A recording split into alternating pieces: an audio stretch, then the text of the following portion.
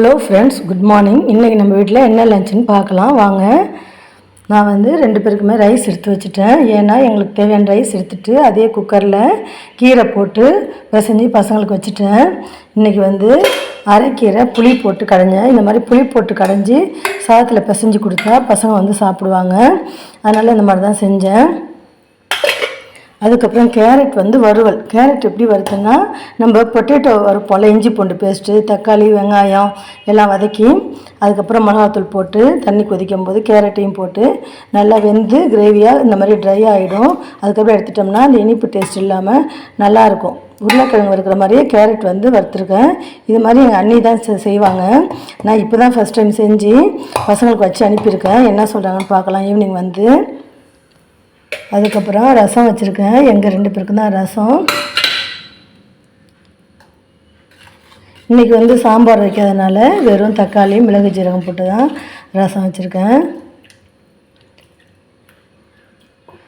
அடுத்தது டிஃபனுக்கு வந்து தோசை ஊற்றி கொடுத்தேன்.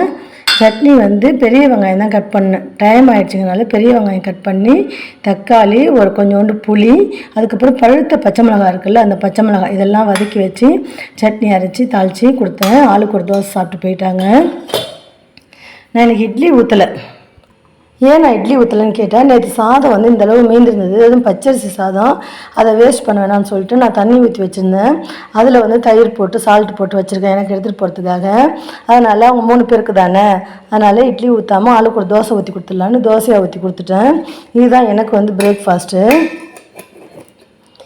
கீரை வந்து நம்ம சாதத்தில் போட்டு பிசைஞ்சாலே அதிகமாக தான் இழுத்துக்கும். அதனால் அதிகமாக இழுத்துருச்சு. இது 2 பேருக்கும் ஷேர் பண்ணி எடுத்துக்குவேன். எடுத்துட்டா இது சரியாயிடும்.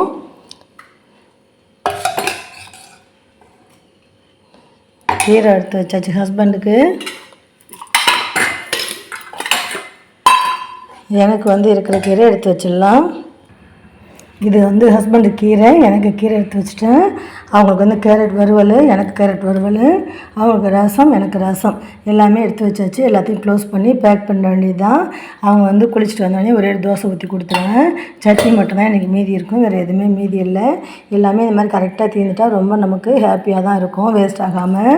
இதுதான் இன்றைக்கி நம்ம வீட்டில் லஞ்சு. இந்த லஞ்சு உங்களுக்கு பிடிச்சிருந்தால் லைக் பண்ணுங்கள், ஷேர் பண்ணுங்கள், கமெண்ட்ஸ் பண்ணுங்கள், எனக்கு சப்போர்ட் பண்ணுங்கள் ஃப்ரெண்ட்ஸ். Thank you friends, by.